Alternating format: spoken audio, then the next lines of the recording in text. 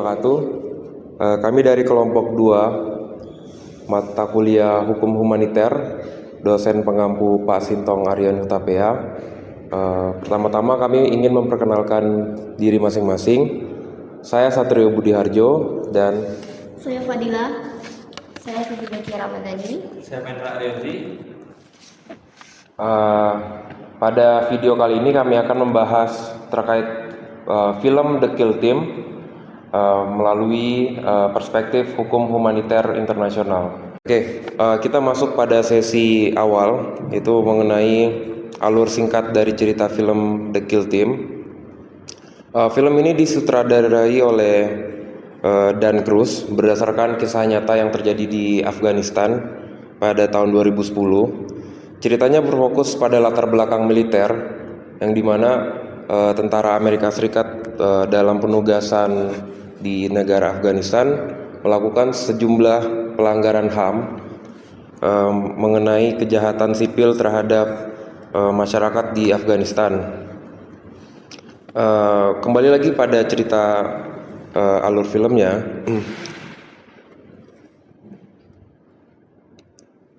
Ada adegan salah satu di cerita film, yaitu diperankan oleh Andrew, yaitu dia menyaksikan perilaku ilegal dalam satuan tugasnya, yaitu Sersan Dix, yaitu salah satu komandan dalam pasukan.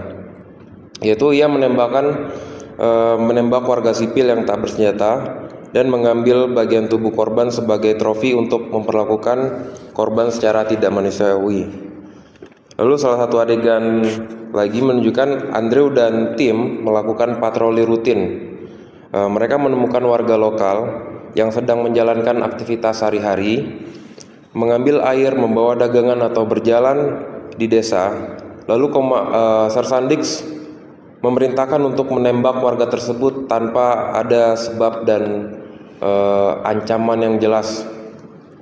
Lalu Sersan Dix memerintahkan kepada Andrew untuk menembak.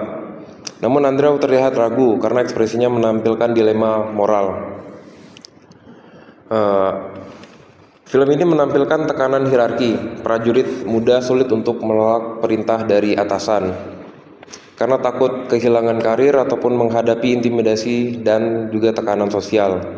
Andrew juga ragu melapor karena risiko retaliasi.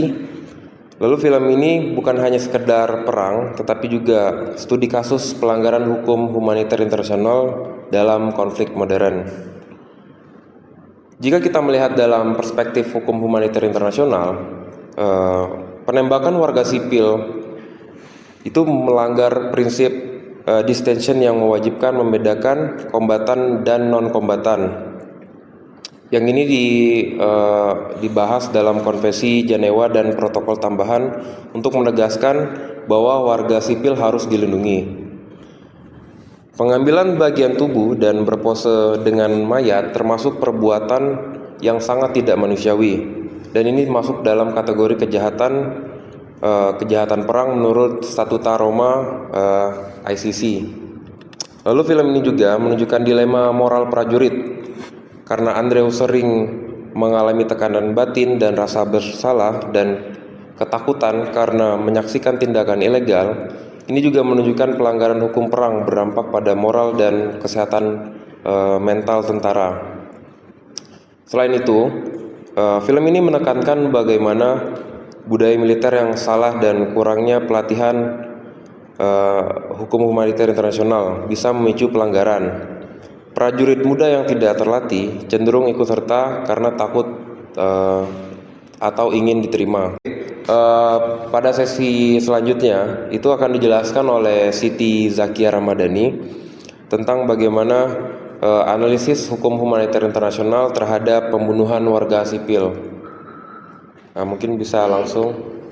Terima kasih Satrio untuk kesabarannya. Fokus kita sekarang adalah pelanggaran paling mendasar, pembunuhan warga sipil tak bersalah.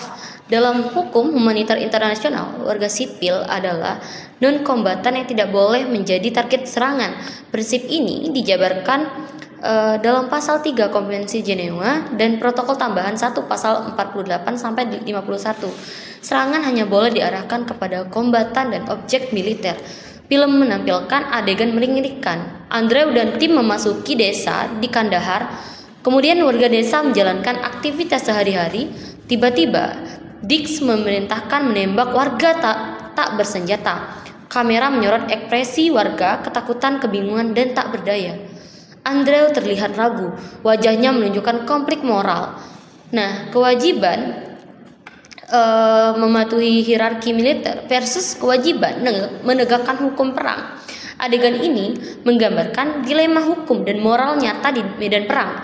Kemudian dalam perspektif hukum humanitar internasional, prinsip distinction ini membedakan kombatan dan non-kombatan, yakni pelanggaran pasal 8 pada Statuta Roma ICC. Kemudian prinsip proporsionalitas atau yang disebut serangan harus seimbang dengan tujuan militer. Penembakan warga sipil tak bersenjata jelas tidak proporsional. Nah, kemudian teman-teman, dampak psikologis yang dimana Andrew ini mengalami trauma moral, konflik batin dan rasa bersalah. Dampak sosialnya itu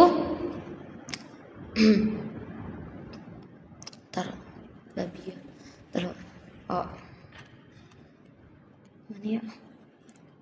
Dampak sosial bisa dikatakan lah. Dampak sosialnya itu warga kehilangan rasa aman, trauma jangka panjang muncul, termasuk pada anak-anak yang menyaksikan kekerasan. Film juga menyoroti normalisasi kekerasan. Anggota satuan berdiskusi santai dengan kill count. Budaya militer yang salah memperkuat pelanggaran hukum humanitar internasional. Prinsip hukum humanitar lain yang relevan. Yang pertama, principle of humanity, yang dimana semua individu itu harus diperlakukan manusiawi, tanpa membedakan antara satu sama lain. Yang kedua adalah common responsibility, yang dimana atasan yang memerintahkan atau membiarkan pelanggaran dapat dimintai pertanggungjawaban. Kemudian Andrew menunjukkan moral correct, yang dimana menolak perintah ilegal, kemudian mencoba melindungi warga bahkan melapor. Namun, tekanan hierarki membuat situasi sulit.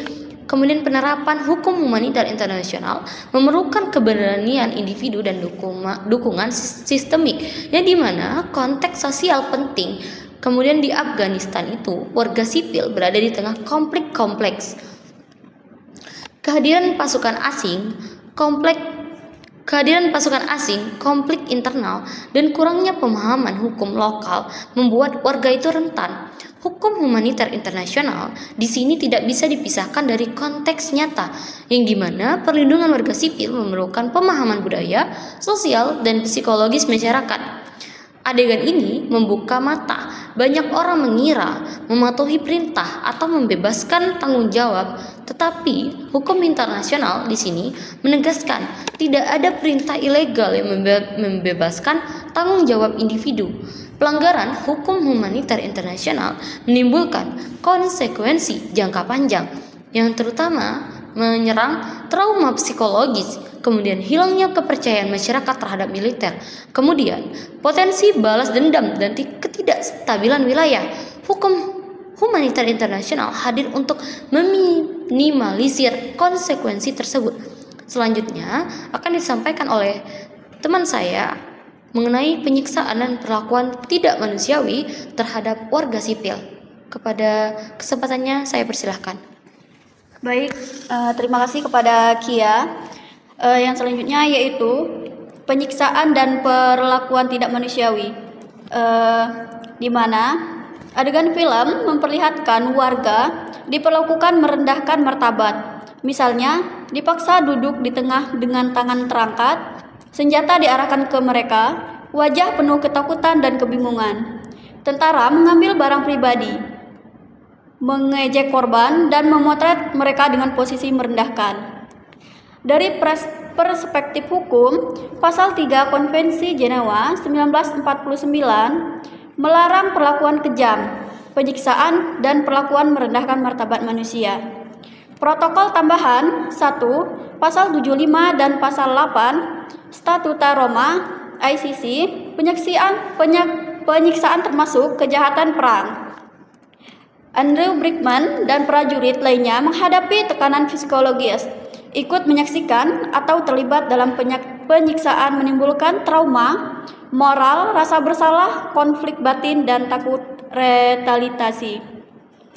Lalu, dampak sosial. Warga kehilangan kepercayaan terhadap militer, trauma terutama pada anak-anak, dan potensi konflik sosial jangka panjang. Nah, selanjutnya yaitu normalisasi kekerasan diperkuat oleh tekanan hierarki dan budaya militer yang salah.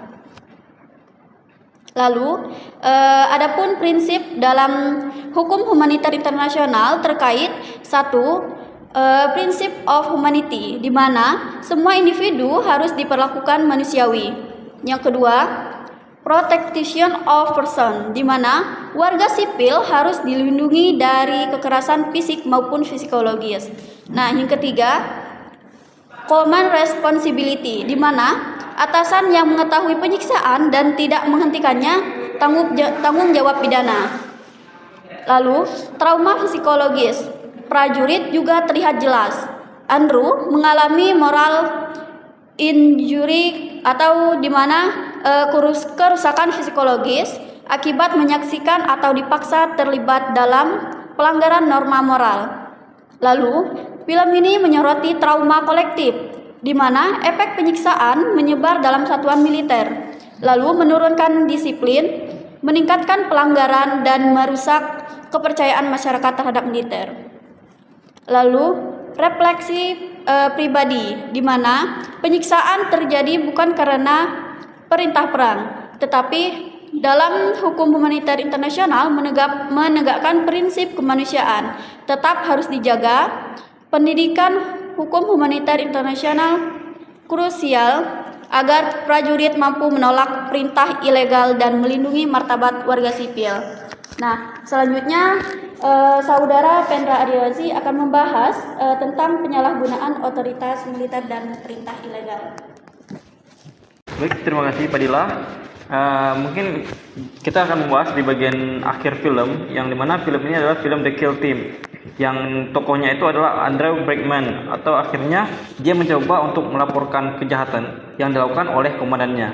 Nah, tetapi yang menjadi masalah ini adalah terkait dengan perlindungan, tentang melainkan juga dengan ancaman yang ia diawasi, kemudian diintimidasi, dan bahkan diancam akan dibunuh oleh rekan timnya sendiri. Nah, ini memperlihatkan penindakan terhadap kebenaran dan juga keadilan. Dalam teori hukum humaniter internasional, sistem hukum harusnya melindungi orang yang berani melapor pelanggaran. Dalam film ini, sistem itu justru membungkamnya. Berdasarkan kalau kita lihat dalam pasal 28G Undang-Undang Dasar 1945 dan pasal 29 Undang-Undang Hak Asasi Manusia nomor 39 tahun 1999, di mana setiap orang berhak atas perlindungan diri dari ancaman dan juga ketakutan untuk berbuat sesuatu yang benar. Nah, artinya terhadap tindakan Brickman adalah pelanggaran terhadap hak perlindungan hukum. Nah, dalam konteks hak asasi manusia internasional, hal ini termasuk pelanggaran terhadap prinsip justice and accountability, yaitu kewajiban suatu negara untuk menjamin bahwa setiap pelapor kejahatan itu wajib dilindungi dari ancaman apapun. Sayangnya, dalam film ini, hukum ini berubah menjadi alat ketakutan, yang dimana orang yang bersalah bebas, sedangkan yang benar justru hidup dalam suatu ketakutan. Pelanggaran ini juga menggambarkan bagaimana sistem penindakan yang tidak transparan akan melahirkan ketidakadilan sistematik. Ketika pelapor dianggap mengkhianat, maka hukum akan kehilangan fungsi sosialnya itu sendiri. Nah, kalau kita lihat dalam realita dunia nyata, kasus seperti ini sering terjadi, misalnya dalam konflik militer di Irak, Afghanistan, atau bahkan dalam kasus pelanggaran HAM berat di Indonesia, seperti kasus Timur Timur atau Trisakti. Banyak sekali pelapor dan juga saksi yang justru mendapat intimidasi karena membuka suatu kebenaran yang sedang terjadi. Nah, film ini juga menjadi refleksi moral bagi semua pihak yang bekerja dalam sistem hukum dan juga militer, bahwa keberanian moral harus dilindungi, bukan dihukum. Dalam perspektif hukum humanitar internasional, keberanian untuk menegakkan kebenaran ini adalah inti dari suatu kemanusiaan. Dan pada akhirnya, dalam film The Kill Team ini menunjukkan bahwa kegagalan total terhadap penindakan seperti warga sipil yang dibunuh, kemudian prajurit bermoral yang dimana ini ditekan, kemudian juga pelapor yang dibungkam. Nah, semua itu membuktikan bahwa hukum tanpa nilai kemanusiaan hanya menjadi alat kekuasaan.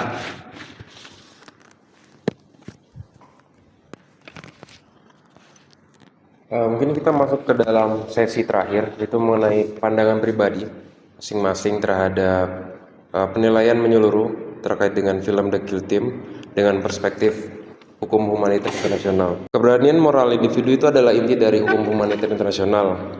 Karena Andrew menunjukkan bahwa walau berada dalam lingkungan menekan atau dalam tekanan sosial, tekanan mental, individu itu harus menegakkan hukum, yaitu sebagai sebagai suatu tindakan yang dapat menyelamatkan nyawa banyak. Mungkin dari Siti ada pandangan.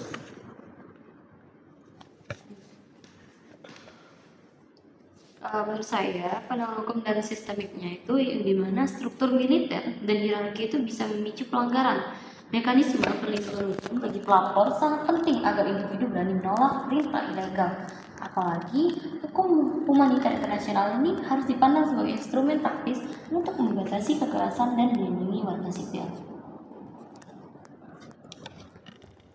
Oke, untuk menurut pandangan saya, yaitu tentang psikologis dan kemanusiaan, di mana pelanggaran hukum humanitar internasional berdampak psikologis pada prajurit dan warga sipil, di mana pendidikan hukum humanitar internasional melindungi moral dan kesehatan mental tentara, sehingga mereka mampu bertindak memanusiawi bahkan dalam tekanan perang ekstrim. Oke, baik. Dalam perspektif yang saya ambil dari film ini, yaitu suatu adegan ini merupakan dilema antara pertanggungjawaban komando, yang dimana dalam hukum humanitar internasional ini seorang komandan militer tidak hanya bertanggung jawab atas tindakan yang ia lakukan sendiri, namun tetapi juga atas tindakan yang dilakukan oleh bawahannya jika ia tahu atau seharusnya tahu ada pelanggaran dan tidak mencegahnya. Di sisi lain, prajurit bawahannya yang menolak perintah ilegal tetap memiliki kewajiban hukum untuk menolaknya. Jadi kesimpulannya dari apa yang telah kami bahas tadi, mungkin film The Kill Team ini menyoroti pelanggaran hukum humanitar internasional, pembunuhan warga sipil, penyiksaan, penyalahgunaan otoritas, dan dilema moral individu. Kemudian, hukum humanitar internasional ini harus dipahami sebagai pedoman praktis dan moral. Tanpa pemahaman, pelanggaran bisa terjadi meski di militer profesional. Kemudian, perlindungan warga sipil dan tanggung jawab moral individu adalah inti dari hukum humanitar internasional. Pelanggaran membawa dampak psikologis dan sosial luas. Kemudian, kepatuhan hukum humanitar internasional bukan hanya kewajiban hukum, tetapi kunci dari legitimasi dan keberhasilan misi. Demikian dari hasil diskusi kami. Terima kasih telah menonton videonya. Semoga bermanfaat. Semoga diskusi ini membawa pengetahuan baru bagi kawan-kawan semua, dan juga membawa pelajaran baru terkait tentang hukum humanitar internasional.